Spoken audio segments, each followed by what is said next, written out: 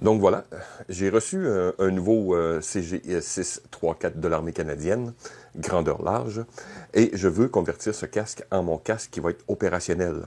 Donc j'ai plusieurs accessoires, donc couvre-casque, nouveau système de suspension qui va aller avec. Donc la première étape va être bien sûr de nettoyer le casque et de corriger possiblement quelques petits problèmes. Et bien sûr enlever le système de suspension à l'intérieur et évidemment remplacer le tout. Donc, ça va être la première étape. Donc, comme j'expliquais plus tôt, la première étape va être de désassembler le casque, faire un nettoyage et ensuite corriger comme ici. On voit la bordure un peu. Donc, sinon, le casque lui-même est dans un excellent état. Voilà. Puis ensuite, on va se concentrer sur la coquille, donc corriger les imperfections. Et ensuite, commencer à remplacer le système de suspension. Donc, pour la jugulaire, on a besoin de deux tournevis. Oups, deux tournevis plats. Donc, peut-être le plus facile à démontrer va être la vis arrière.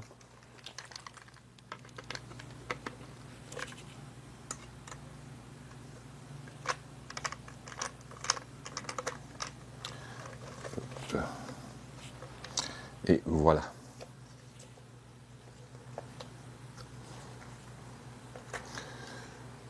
Donc, pour bien conserver les pièces, on revisse, voilà. Et on va faire la même chose pour les deux autres attaches.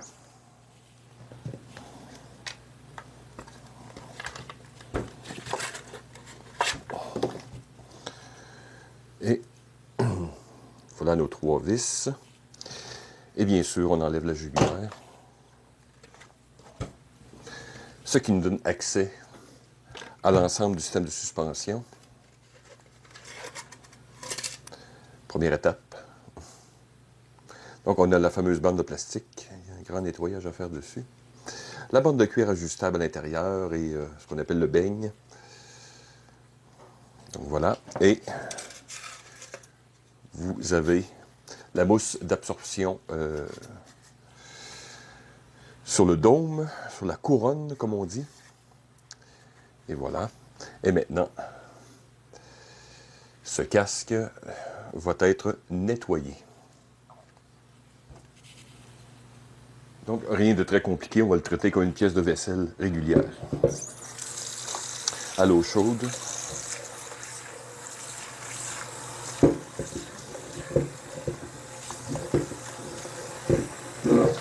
Nettoyer l'intérieur est très important pour enlever toutes les huiles, puisqu'on va y ajouter le dispositif de velcro pour attacher le système de suspension.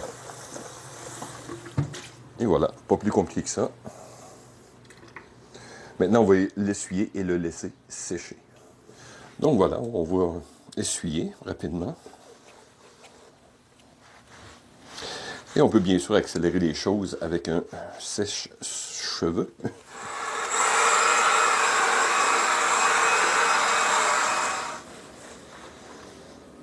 Maintenant que nous avons séparé la coquille et nous avons fait un nettoyage préliminaire, on va commencer par corriger quelques petits problèmes. Un des que j'ai remarqué immédiatement, c'est qu'ici, la bordure en plastique est légèrement détachée. Donc, qu'est-ce qu'on va faire? C'est qu'on va simplement se préparer une solution d'époxy et corriger ce problème. Donc, pour l'époxy, pas beaucoup de magie. J'utilise généralement cette solution ici, donc le durcisseur et l'époxy. Donc, dans un ratio de 50-50. Voilà. Et on mélange lentement pendant environ 1 minute. Donc, en ce qui me concerne, quand l'époxy atteint un peu la texture, un peu comme de la confiture ou du beurre de peanut, voilà, on est prêt à l'application. Donc, ici, c'est vraiment un problème mineur. Donc, mon petit bâton va être parfait.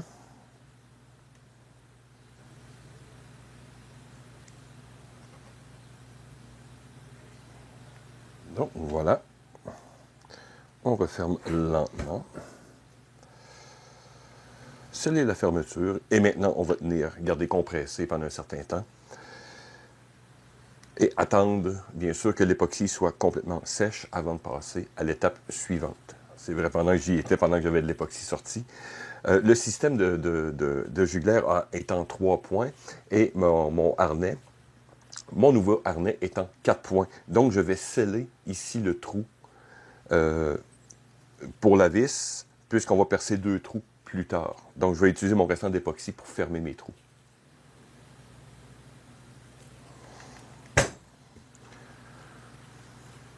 Ne pas avoir peur, évidemment, de dépasser légèrement, puisque on va pouvoir, quand l'époxy va être bien sèche, on va pouvoir égaliser le tout avec du papier sablé. Pendant que mon époxy s'en vient quand même assez sèche, on peut commencer le travail pour le système les jugulaires. Donc, les vis sont beaucoup plus grosses que les vis canadiennes. Donc, il va falloir percer avec une mèche plus grosse qui va accommoder les vis, bien sûr, plus grosses. Et ici, à l'arrière, on va simplement prendre une mesure et percer 2 trous ici. Donc, je vais vraiment bien me centrer mes trous avec la bonne hauteur, marquer avec mon crayon de plomb, et ensuite, on va percer des trous beaucoup plus gros. Je vais mettre des points approximatifs, et ensuite faire les ajustements nécessaires. Donc, après avoir pris la mesure, une mesure centrale par exemple, j'ai de mon trou central 4 cm d'un côté et 4 cm de l'autre. Donc, j'ai marqué ici, ici, et on a 1 cm du bas. Donc, je vais vraiment mettre mon perpendiculaire ici à 1 cm. Donc, maintenant, ici, c'est plus ou moins important. Donc, j'ai une mèche environ une 11,64. On veut que nos vis demeurent quand même assez serrées, puisque les autres casques que j'ai rénovés, entre autres, on veut que ça puisse visser dans le Kevlar partiellement, et dans certains cas, on peut même ajouter des fois de l'époxy. Mais pour l'instant, avec la 11,64, on devrait être correct. Donc, on va devoir agrandir les 2 trous temporaux qui sont, eux, corrects, qui sont à la bonne position. Et percer 2 nouveaux trous. Ici, j'ai mis mes marques, je ne sais pas si on voit bien. Mais j'ai mis mes marques. Donc, on va percer 2 nouveaux trous.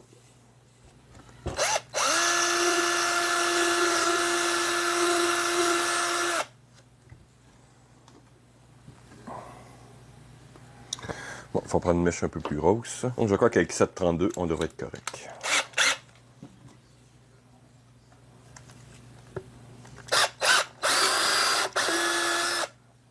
Hein?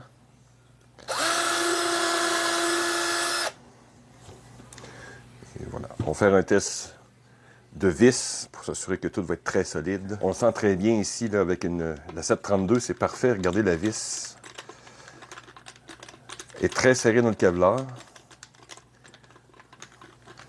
Mais vraiment parfait.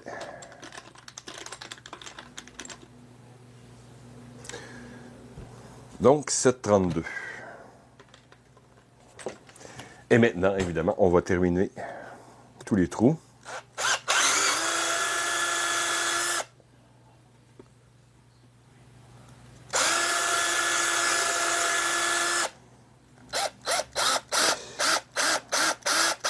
Ici, on perce un nouveau trou, donc ça va être... Voilà.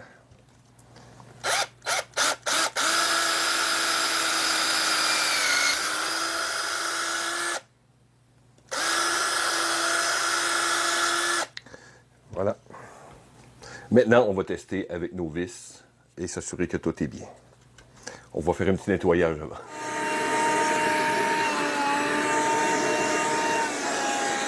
Donc, vous voyez, ça visse très bien serré.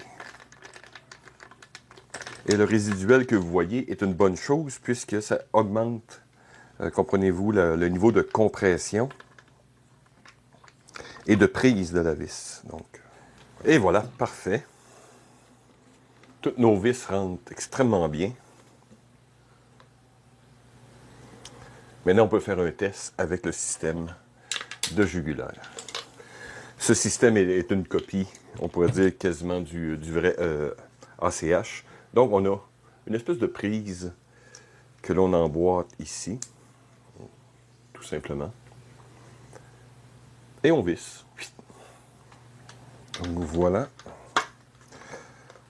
Serrage d'ajustement.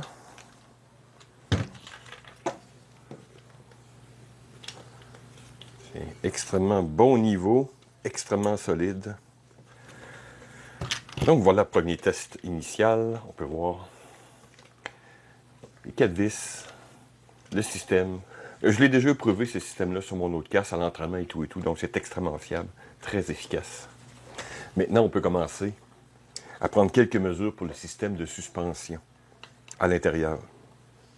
J'ai pris ce modèle en particulier puisque, en faisant quelques recherches, oui, j'ai déjà d'autres systèmes que j'ai utilisés pour d'autres casques, dans mon Passgat par exemple, et bien dans mon Sept 2 italien. Mais j'ai regardé, je voulais spécifiquement des soldats de l'armée canadienne, et j'en ai trouvé un ou deux qui ont utilisé ce même système de suspension à l'intérieur. Donc, voyez-vous, c'est un système en 3 parties avec des pièces qui sont modulaires, donc pour les plus ou moins grosses têtes. De manière ou d'un autre, comme j'ai d'autres systèmes aussi de suspension, le Condor que j'adore, je peux toujours, des fois, étant donné que c'est à velcro à l'intérieur, je peux déplacer une pièce ou en modifier une. Donc, mais pour l'instant, voyez-vous, celui-ci rentre à l'intérieur, semble parfaitement... il laisse de la place pour les communications de combat sur les côtés. Il semble être vraiment parfait avec une pièce modulaire. Donc, on prend quelques mesures. J'aime bien que ça couvre sur le dessus.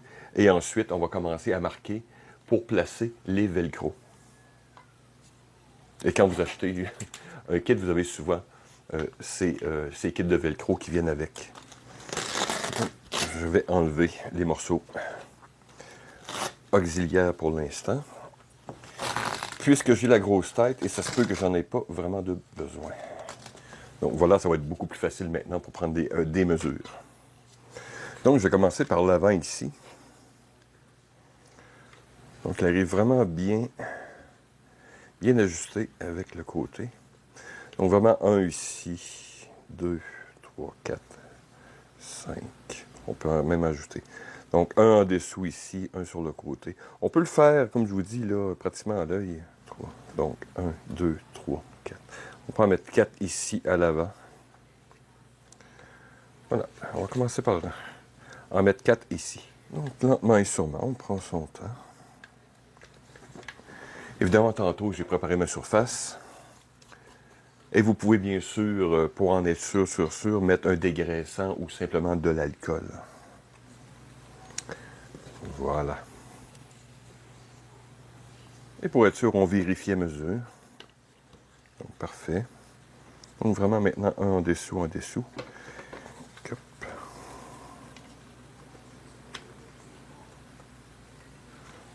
Voilà qui me semble honnête. Et voilà, très belle progression. Donc, il me reste que la pièce centrale maintenant. Et voilà, c'était pas plus compliqué que cela. Donc, seulement 3 autres velcro supplémentaires. Je peux en ajouter un autre, puisque si on veut déplacer des fois la pièce d'équipement un peu plus avant, un peu plus à l'arrière, donc je vais en ajouter sûrement un autre ici. Je ne sais pas si c'est nécessaire, peut-être pas. Mais juste avec ce système que j'ai mis actuellement, pour ma tête, là, c'est déjà très confortable. Toute une amélioration avec l'ancien système. Ça, c'est du moderne. Et voilà, je fais quelques tests. Les coussins auxiliaires, bien sûr, qui permettent d'ajuster pour des tailles plus ou moins longues ou larges.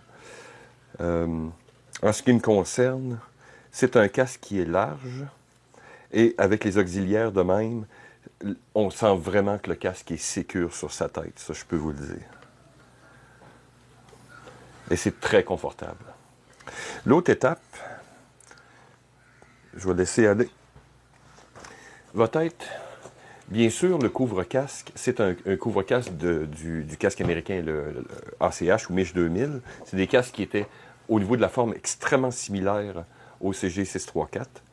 Mais le système d'attache est différent. Donc, je vais devoir soit les couper et faire des légères modifications. Sinon, j'ai fait des tests hier avant-hier et ce couvre-casque va presque parfaitement sur le CG 634.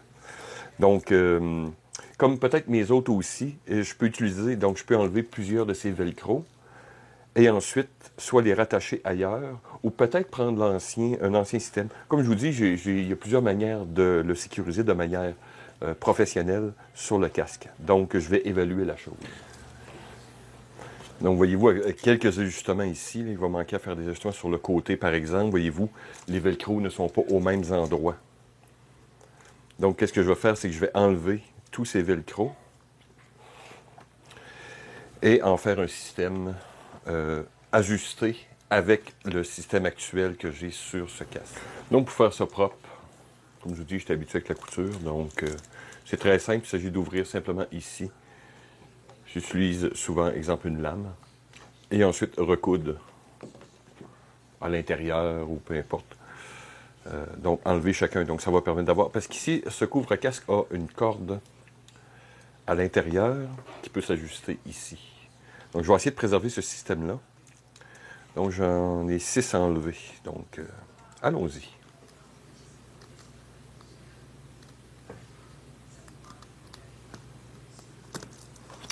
Voilà. Donc, on enlève, on répare et on fait ça pour le reste.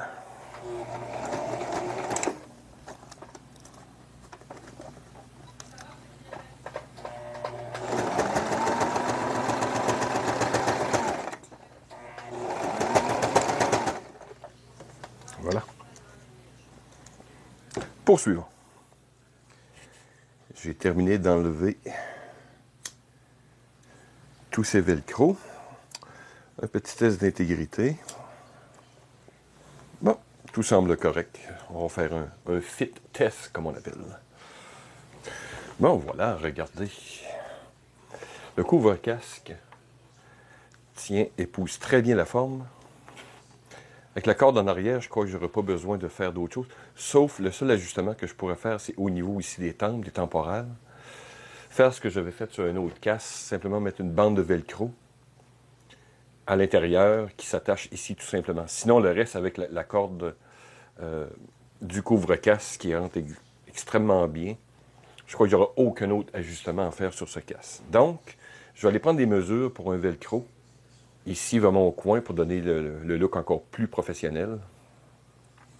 Et je pense qu'on va être en affaire. Donc ici, je crois que je vais être capable de recycler tout simplement ce que j'ai coupé sur le casque. Donc, coudre simplement la bordure.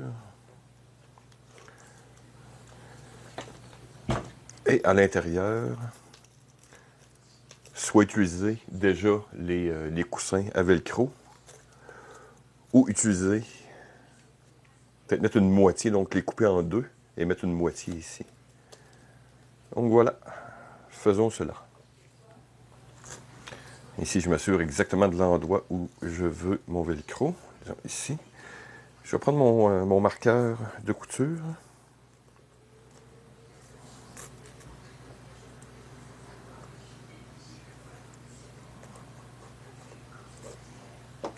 Voilà. Bon, de retour, j'ai eu une petite urgence hier, donc j'ai dû reprendre aujourd'hui où on avait laissé notre truc. Hier, j'étais en train d'installer ici mes velcro pour mon couvre-casque.